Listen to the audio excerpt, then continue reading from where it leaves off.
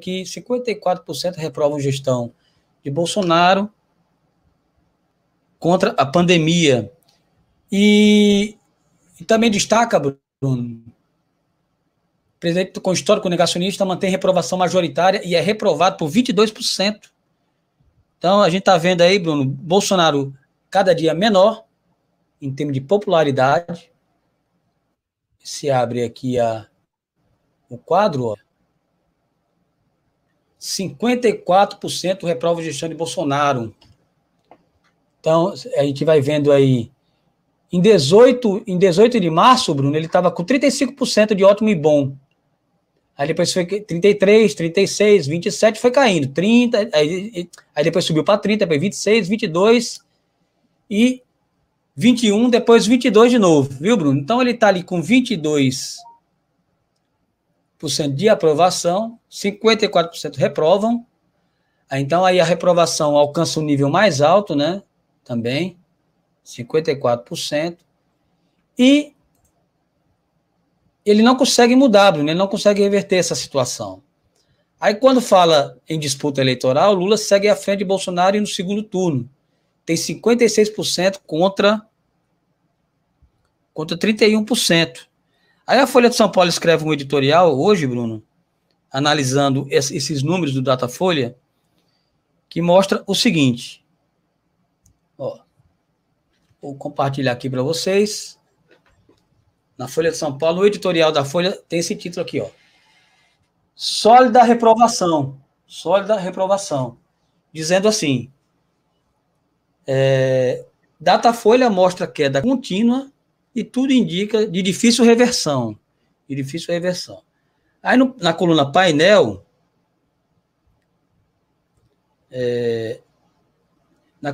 diz o seguinte, que os presidentes de partidos ouvidos pelo painel afirmam que a rejeição recorde alcançada por Bolsonaro, mostrada pelo Datafolha, aponta para a inviabilização da reeleição dele em 2022. E Gilberto Kassab fala de um desembarque contínuo dos setores que um dia apoiaram em peso o presidente. Ou seja, há setores também, Bruno, e presidente de partidos que falam que a situação de Bolsonaro já está inviável para a reeleição, viu? Pois é, William. Olha, política, ela tem o fator da imprevisibilidade, tem a subjetividade também, mas tem algumas questões que são lógicas. O que Bolsonaro se auto-sabota. Bolsonaro hoje era para estar com a reeleição garantida. Se ele tivesse tratado a pandemia com seriedade, se ele tivesse mantido o respeito ao jogo institucional, se ele tivesse focado nos pobres. Mas Bolsonaro não focou nos pobres, ele acha que pobre é corrupto, se você der uma bolsa, alguma coisa, os pobres vão votar nele, ele acha que é só isso. Mas o discurso dele nunca é para os pobres. Você acha que os pobres não percebem isso, não? Os pobres são burros. As pessoas não são pobres por serem burras, não, gente. As pessoas são pobres por uma série de questões. Mas elas têm capacidade de perceber quem defende elas e quem não defende. E definitivamente os pobres já perceberam que Bolsonaro não combina com elas. Aí Bolsonaro foca em dar golpe, foca em manter a base do cercadinho agitada, e no fim, gente, não resolve nada. O desemprego galopante, gasolina batendo R$7 em alguns lugares, conta de energia nas alturas, inflação de alimentos truando. Ou vocês não percebem? Ontem eu vi uma reportagem, William. Tem pobre no Brasil que tá comendo pé de frango. Pé de frango. Tem gente que gosta de pé de frango. Mas uma coisa é você comer pé de frango porque gosta. Outra é porque você não pode comprar uma coxa. Não pode comprar um frango inteiro. Uma coisa é você comer, fazer sopa com osso de boi, porque gosta. Outra é por necessidade. O governo Bolsonaro é totalmente descolado da realidade. Ele vive numa loucura, como se a gente ainda estivesse na Guerra Fria, como se existisse uma ameaça comunista no Brasil. A grande ameaça que tem no Brasil, William, é a fome, é a miséria, é a desigualdade social. E nós não estamos debatendo isso. Bolsonaro, ele tem ainda incríveis 22% de intenção de voto, fazendo o governo que ele faz. Um governo de retrocessos, de escândalos. Uma gente muito amalucada, é o governo do desequilíbrio, que não tem competência na área econômica, não tem competência em nenhuma área. Só tem competência numa coisa: mobilizar uma base fanática. E, Bruno, o Bolsonaro ele só conseguiu manter esses 22% nesse período agora e superar apenas o Fernando Collor e o Sarney. E considerando o mesmo período, né, de avaliação, o Fernando Collor chegou a 9 pontos. Né? Ele estaria com 9 pontos se fosse hoje. Né? E o Zé Sarney com 11. Aí, no caso, o Bolsonaro 22. Aí, o Lula 1 estava 35%, a diferença. 35, Lula. Dilma 1, 36. Dilma 1. Itamar Franco, 41. E Fernando Henrique 1, 39. Michel Temer, 3. Então, quer dizer, Bolsonaro também esperava 3, porque tá tão pequenininho aqui, eu não tinha percebido na barra. Michel Temer estava com 3 pontos só. O mais impopular de todos.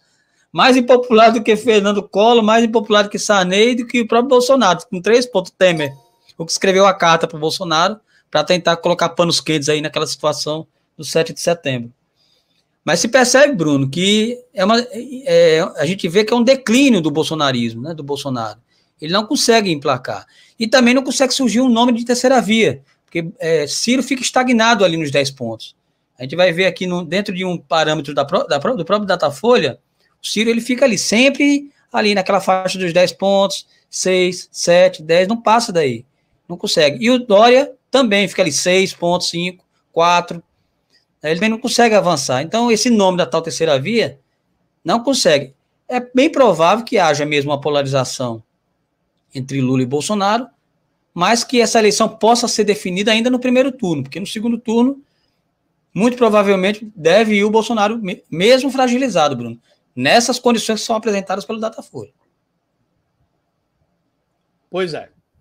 A terceira via, William, é uma miragem. Porque Ciro, nem a terceira via poderia apostar em Ciro, só que Ciro não interessa. O que eles querem para a terceira via é um candidato tucano, ou algo assemelhado a um tucano. Só que eles não têm, eles têm Ciro Gomes. Ciro, eu já disse aqui, vou repetir, Ciro ele tem base social, que mas bem menor do que a de Lula e a de Bolsonaro. Ciro mobiliza muita gente na internet. Tem um bom discurso, mas não é o discurso que agrada o mercado. Eu até digo, com muita ousadia, que Ciro está à esquerda de Lula. Embora esteja num partido aí muito diverso, muito heterogêneo para um partido de esquerda. Então, é complicado. A terceira via não vai emplacar do jeito que vai. A única chance da terceira via ressurgir é Bolsonaro chegar a um nível de impopularidade de Temer. Só que Bolsonaro tem uma camada de fanáticos que é muito grande, de gente fanatizada. Então, ele não vai chegar nunca à popularidade de Temer, Collor e Sarney. E, Bruno, se for olhar os extratos dos sociais que votam no Lula, no Bolsonaro, percebe o seguinte: Lula se destaca entre os homossexuais e bissexuais, ele supera os 60%, entre os moradores do Nordeste, entre os nordestinos também, entre quem ganha mais de 10 salários mínimos, quem se sobressai é o Bolsonaro. E entre os empresários também, Bolsonaro ele se sobressai. Agora, olha que interessante. Entre os evangélicos, Lula está começando a mudar a situação, viu, Bruno? Muita gente imaginava que os evangélicos, só pelo fato de serem evangélicos, eram bolsonaristas nato. Não. A situação está se invertendo, viu, Bruno? Muitos evangélicos agora estão decepcionados com o bolsonarismo também. Bolsonaro, olha, a maioria dos evangélicos são pobres. A religião, o segmento evangélico, ele é muito voltado para o povo mais pobre. Quem foi que mais se beneficiou nos governos de Lula? Qual foi a classe social que mais ascendeu? Os pobres. Aí quando o pobre vai para a memória, quando o povo vai para a memória, ele vai comparar isso aí, a vida dele hoje com a vida no tempo do governo de Lula. O pobre vai lá, meu amigo, eu disse, Deus me perdoe, mas eu vou votar em Lula. E Lula não é um esquerdista típico. Ele não tem aquele discurso pesado, arrogante, ele faz a linguagem do povo. Então isso faz muita diferença. Lula tem um discurso de esperança. E Bolsonaro de distopia. Estou tentando ver aqui, William.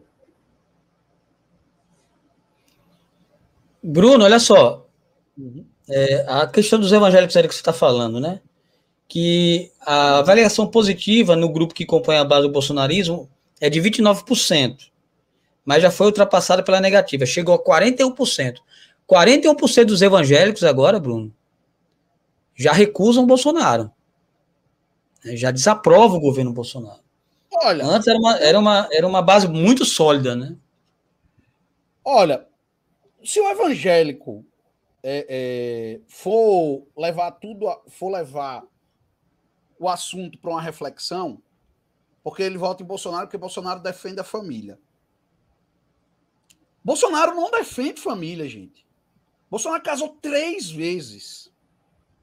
Ele não defende a tradicional família brasileira. Eu não tenho nada contra, eu estou no 2º casamento.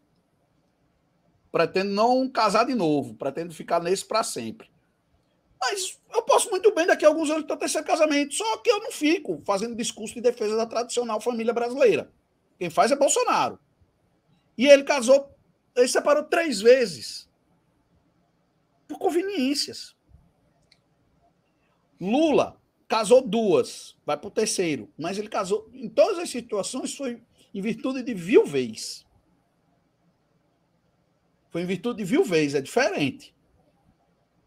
Então, ele nunca se separou. E uma característica da tradicional família brasileira é não se separar. Bolsonaro tem uma vida familiar totalmente disfuncional.